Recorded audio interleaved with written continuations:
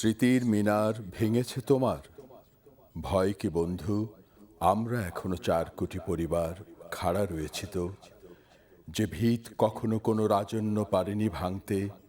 হীরার মুকুট, নীল পরোয়ানা, খোলা তালোয়ার, খুরের ঝটিকা ধুলায় চূর্ণ যে পদপ্রান্তে।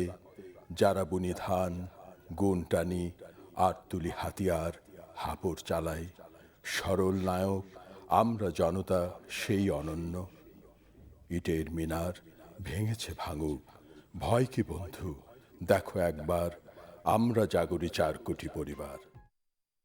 মহান 21শে ফেব্রুয়ারির এই দিনে ভাষা শহীদদের রক্তের বিনিময়ে অর্জন মহান 21শে ফেব্রুয়ারির বইমেলা প্রাঙ্গণ থেকে বই বসন্তে আপনাদের আমন্ত্রণ জানাচ্ছি আমি লোপা। বইমেলা নিয়ে এনটিভির বিশেষ আয়োজন বই বসন্তে আজকে থাকছে 21-এর মানে, মেলার মুখ ও আজকের বই। শুরুতেই 21-এর মানে। প্রিয় দর্শক ও শ্রোতা, বাংলার জন্য লড়াই করে যারা ভাষার অধিকার প্রতিষ্ঠা করেছিল, আসুন আজ জানার চেষ্টা করি তাদের উত্তর প্রজন্মের অনুভূতি। 21 এই কথার কি মানে আপনার কাছে? 21 মানে নিজের আত্মমর্যাদাকে প্রতিষ্ঠা করার একটা আত্মপ্রত্যয়। 21 মানে নিজের সংস্কৃতিকে বিশ্বের মানচিত্রে আলাদাভাবে তুলে ধরার এবং নিজের স্বকীয়তা প্রতিষ্ঠা করার দাবি। এবং 21 মানে প্রতিবার স্মরণ করা আমরা আমাদের আত্মপ্রত্যয়ের কোন জায়গায় দাঁড়িয়ে আছি।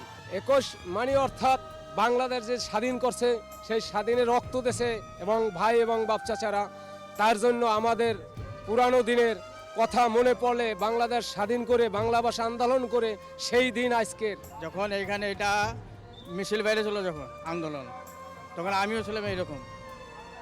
এই মেডিকেলের যে বারিন্দা আছে না, এই বারিন্দার মধ্যে 3জন এগুলো করছে,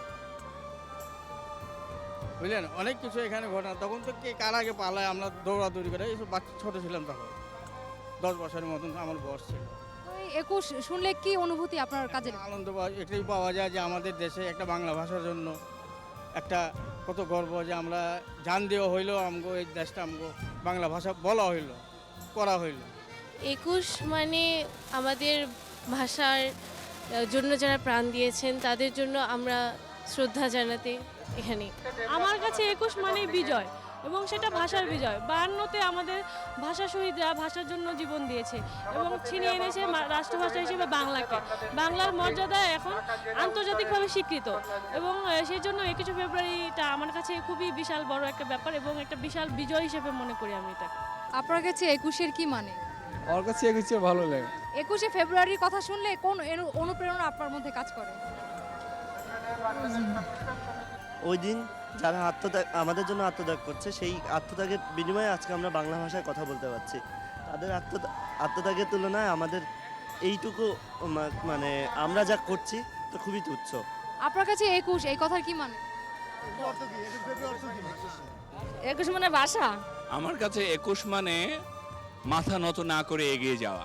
21কে আমরা বুঝি যে এখন 21-এর চেতনাকে উদ্বুদ্ধ করে নতুন প্রজন্মের বরকত সালাম আবার আমরা চাই, যারা বাকি অসম্পূর্ণ কাজটাকে এগিয়ে নিয়ে যাবে। এই আপনারা বাংলাদেশ, আমিও বাঙালি, পশ্চিমবঙ্গের বাঙালি, আপনারা এখানে আমাদের এই ভাষাটাকে যেরকমভাবে সমস্ত পৃথিবীতে যে সম্মান দিয়েছেন, এটা আমরা পারিনি।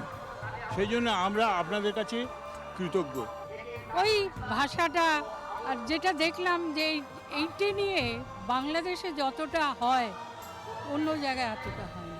21 আমার আবেগের প্রকাশ। বলো তো 21শে ফেব্রুয়ারিতে কি হয়েছিল? আমাদের দেশ মাতৃভাষা অর্জন করেছে। এত ফুল কার জন্য নিচ্ছেন? এই ফুল কিনে ওরা ফেলে দিবে, আমার নাতিদের জন্য নিয়ে যাচ্ছে। কত বছর ধরে শহীদ মিনারে আসছেন? আমি 1961 সাল থেকে। তখন কেমন ছিল আর এখন কেমন মনে হচ্ছে? তখন একটা গণ্ডির মধ্যে এটা ছিল, এখন সাধারণ মানুষের মধ্যে এটা চলে গেছে। বাজির কাজের যে মেয়ে আছে, সে বলে আমাকে ছুটি দেন আজকে, শহীদ মিনারে যাব। এই যে ফিলিংটা মানুষের মধ্যে আছে, এই 21শে ফেব্রুয়ারি মানে এই বাংলা ভাষা এটাকে আর কেউ চেঞ্জ করতে পারে, যত চেষ্টা করুক একটা বাঙালি বেঁচে থাকতো 21শে ফেব্রুয়ারি থাকবে। 21শে ফেব্রুয়ারিতে কি হয়েছিল জানো? হ্যাঁ, 21শে ফেব্রুয়ারিতে মানুষ শহীদ হয়েছিল। বিজয় দিবস এটি রক্তে রাঙানো 21শে ফেব্রুয়ারি, এটি আমরা সবাই পালন করি আজ 21শে ফেব্রুয়ারি। তাই আমার অনেক ভালো লাগছে এখানে আজকে এই মিছিলে ভাষার জন্য অনেক মানুষ প্রাণ দিয়েছে। তুমি এখানে কেন এসেছো? শহীদ মিনারকে ফুল দিতে। তুমি কি জানো 21শে ফেব্রুয়ারিতে কি হয়েছিল? হ্যাঁ জানি। কি হয়েছিল বলো তো? সেদিন বিদ্যালয়ের ছাত্রছাত্রীরা ভাষার জন্য প্রাণ দিয়েছিলেন। কারা কারা প্রাণ দিয়েছিল?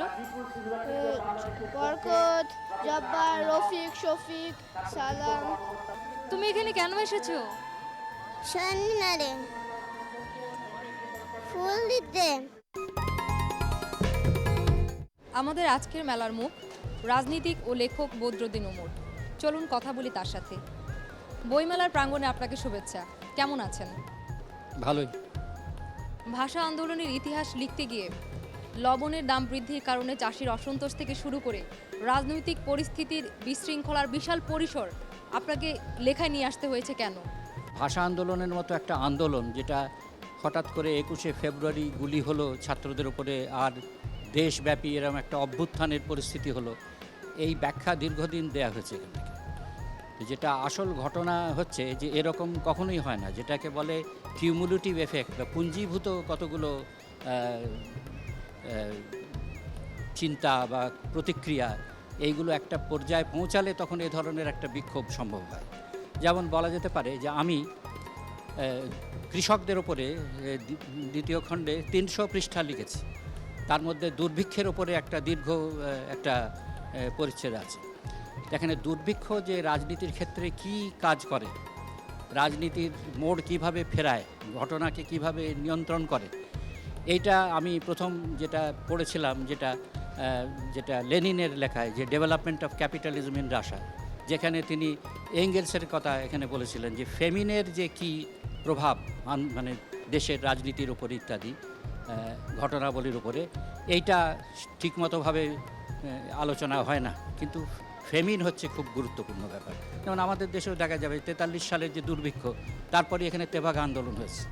হ্যাঁ, ওই যে 76-এর মন্বন্তর যেটাকে বলে, 1769-এর, তারপরে দেখা যাবে যে অনেক কৃষক বিদ্রোহ হচ্ছে এবং ইংরেজরা অনেক সংস্কার করেছিল। এখানেও তেমনি এই যে হয়েছিল ভাষা আন্দোলন, এখানে কৃষকদের একটা কোনো ব্যাপক একটা ভূমিকা ছিল। যেমন 23 তারিখে খুলনার দুর্ভিক্ষ অঞ্চলে, সেখানে যারা টেস্ট রিলিফ, দুর্ভিক্ষের জন্য যারা কাজ খেটে খাচ্ছিল, তারা ধর্মঘট করেছিল। একদিন না কাজ করলে খেতে পাবে না। তো ভাষার আন্দোলনে যখন এই খবর গেল, তখন তারা ধর্মঘট করলো, সেই টেস্ট রিলিফের শ্রমিকরা। তো এইটা তো বুঝতে হবে কেন হয়েছে। কাজে এইটা বোঝার জন্যেই আমি সমাজের সর্বক্ষেত্রে যেসব পরিবর্তন এই 3.5 বছর, কত বছরের মধ্যে হলো, অল্প দিনের মধ্যে, কেননা যখন পাকিস্তান জিন্দাবাদ করে 47 সালে হলো, তার মধ্যে 52 সালের মাথায় এই ঘটনা কিভাবে ঘটলো, যেখানে প্রায় মুসলিম লীগকেই উচ্ছেদ করে দিল। কাজেই এইটা তো ব্যাখ্যা করতে হবে যে কী কারণে এত বড় পরিবর্তন হলো চিন্তাধারার মধ্যে, মানুষের ক্রিয়া প্রতিক্রিয়ার মধ্যে। এটা ব্যাখ্যা করার জন্যই কিন্তু আমি এত বিষয়ের অবতারণা এখানে করেছি। ভাষা আন্দোলনের ভেতর দিয়ে অসাম্প্রদায়িক চেতনার বিকাশ ঘটেছে কিভাবে? না, অসাম্প্রদায়িক চেতনাটা তো এটার একটা বাই প্রোডাক্ট বলা যেতে পারে। অসাম্প্রদায়িক হওয়ার জন্যই তো এটা করেনি। এইটা করতে গিয়ে অসাম্প্রদায়িকতার একটা বিকাশ আমাদের রাজনীতিতে হয়েছে। কারণ উর্দুকে রাখার কথা যেটা বলছিল ইসলামী সংস্কৃতি, পাকিস্তানি সংস্কৃতি ইত্যাদি। তো এখন কিন্তু এটা করতে গিয়ে নিজের ভাষার ওপরে যখন একটা হামলা এলো, এবং সেই হামলাটাকে যখন তারা ইসলামের সাথে যুক্ত করলো, তখন সেটা প্রতিরোধ করতে গিয়ে স্বাভাবিকভাবেই পাকিস্তান রাষ্ট্রের যে সাম্প্রদায়িক নীতি ছিল, তার বিরোধিতা করতে হয়েছে জনগণকে। এবং জনগণ ব্যাপকভাবে বুঝেছে যে ইসলামের সাথে এসবের কোনো সম্পর্ক নাই, এটা এক ধরনের সাম্প্রদায়িক ব্যাপার। সাম্প্রদায়িক ব্যাপার মানে একটা অন্য সম্প্রদায়ের বিরুদ্ধে একটা বিদ্বেষ, যার জন্য কোনো ধর্মের বিরোধিতার প্রয়োজন নাই। এটাই ছিল তার সাম্প্রদায়িকতার ভিত্তি। ভাষার জন্য যে জাতি লড়াই করে মাতৃভাষায় কথা বলার যোগ্যতা অর্জন করলো, সেই ভাষা আজ কেমন আছে? এর তো ভালো নাই, মানে ভাষা ভালো নাই, মানে মানুষের মুখের কথাও যেটা এখন অনেক আলোচনা হচ্ছে যে সমস্ত উচ্চারণ থেকে আরম্ভ করে অনেক কিছুর মধ্যেই গণ্ডগোল হয়েছে। এবং এই ভাষায় আমাদের দেশের যারা ছাত্রছাত্রীরা লেখাপড়া করে না, এই ছাত্র কদিন আগে কাগজে দেখলাম যে একজন নিজের ছেলেকে একটা পার্টিতে আরেকজনের কাছে, বন্ধুর কাছে ইন্ট্রোডিউস করে দিচ্ছেন, বলছেন আমার ছেলে কিন্তু বাংলা জানে না। তো এটা তো একটা অচিন্তনীয় ব্যাপার। এই এতদিন বাংলাদেশ হওয়ার পরে যদি একটা এই শ্রেণীর লোকদের এরকম অবস্থা হয়, এবং আসলে তো সব ইংরেজি স্কুলে পড়াতে বাধ্য হচ্ছে, তার কারণ বাংলা মাধ্যম স্কুলগুলো সব কোলাপস করার অবস্থায় নিয়ে গেছে। অমর একুশকে কেন্দ্র করে শহীদদের স্মৃতি স্মরণে আমাদের 1 মাসব্যাপী এই বইমেলা, এই বইমেলাকে নিয়ে আপনার অনুভূতি কি? এই বইমেলা যে অবস্থায় এসে একটা দাঁড়িয়েছে, মনে হয় এটা আরেকটা বাণিজ্য মেলা। এবং অন্য বাণিজ্য মেলাগুলোতে যেটা হচ্ছে যে অনেক লোহালক্করের জিনিস বিক্রি হয়, এইখানে কাগজের জিনিস বিক্রি হয় এবং বই টই বাঁধাই হয়ে এখানে বিক্রি হয়। তো এই যে অবস্থা, এইটা তো খুব একটা স্বাস্থ্যকর একটা ব্যাপার না একটা জাতীয় জীবনে। কাজেই কথা হচ্ছে যে এই যে অবস্থাটা দাঁড়িয়েছে, এইটা তো দূর করার জন্যে আমি যেটা বলেছি যে এই যে লেখকদের এবং প্রকাশকদের এই যে একটা, তারা যে ফেব্রুয়ারি মাসে যে বইমেলার খুঁটিতে বাঁধা আছে, এই খুঁটি থেকে তাদেরকে মুক্ত করতে হবে এবং সারা বছর ধরে বই প্রকাশ, বইয়ের সমালোচনা ইত্যাদি লেখালেখি এটা চলতে হবে। এখানে কার বই ভালো মন্দ এই বিবেচনা না, কার বই কত বেশি বিক্রি হয় এটাই হচ্ছে একটা হুলস্থুল প্রচারণার ব্যাপার। কাজে এইটা যেখানে হয় সেখানে তো কোনো বইয়ের মূল্যায়ন হতে পারে না। এবং যেসব জিনিস যে পাঠকরা বই পড়তে চায়, বাচ্চারা কিশোররা যে বই পড়তে চায়, তাদেরকে ভালো জিনিস দিতে হবে। তো মানুষ তো খায় বেঁচে থাকার জন্য, কিন্তু কুখাদ্য যদি খায়, অখাদ্য খায়, তো মারা পড়তেও পারে। বদরুদ্দিন ওমরকে গঠন করেছে কোন কোন বই? পাঠকদেরকে কি পড়তে বলবেন? এই দীর্ঘ জীবনে অনেক বই পড়েছি, অনেক উপন্যাস পড়েছি, অনেক ফিলসফির বই পড়েছি, অনেক কিছু ইতিহাসের বই পড়েছি। তবে মূলত যেটা হচ্ছে আমার চিন্তাকে যে গঠন করেছে সেটা হচ্ছে ইতিহাসের যে পাঠ এবং মার্ক্সীয় সাহিত্যের যে পাঠ, এবং সেখানে মার্কস, এঙ্গেলস, লেনিনের লেখা এবং ইতিহাসের যে সমস্ত ভারতের প্রাচীন মধ্যযুগের ইতিহাস কি ইউরোপের ইতিহাস, এগুলো কারো নাম করে আমি বলতে এইভাবে এখন এই মুহূর্তে পারছি না, কিন্তু এই সব বিষয়ের পাঠ আমার চিন্তাকে গঠন করেছে।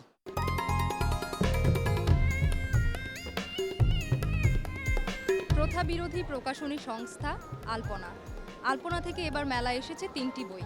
আমরা এখন কথা বলবো লিটল ম্যাক চালচিত্রের সম্পাদক এবং আলপনা প্রকাশনীর সম্পৃক্ত একজন রাজা শহীদুল আসলামের সঙ্গে।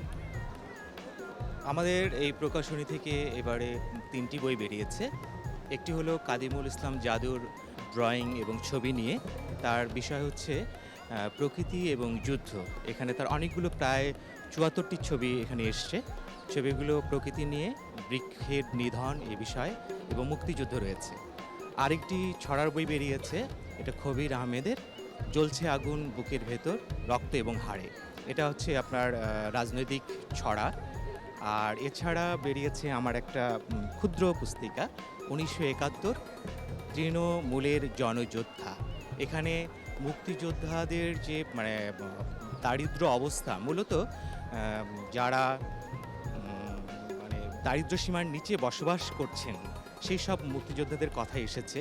এবং এটা পড়লে সত্যি খুব খারাপ লাগে যে কোনো মুক্তিযোদ্ধা বলেছেন এরকম তাদের আঞ্চলিক ভাষায় যে মুক্তিযোদ্ধা এলা শটায়েছে মানুষ, মানে হচ্ছে লাথি টাথি মারছে আর কি, এরকম আর কি, তাদেরকে যে কতখানি নিচে নামানো হয়েছে। এবং এখানে 2জন মুক্তিযোদ্ধা রয়েছেন যারা রিক্সা চালান এবং দিনে 60 টাকা 70 টাকা তাদের আয় হয়, যেটা নিয়ে তাদের সংসার চালানো খুবই কঠিন। তো আমার কথা হচ্ছে যে যারা দেশ স্বাধীন করলেন এবং আমাদেরকে আমরা যারা ভালো পড়ালেখা করেছি বা যারা বড় বড় চেয়ারে আছেন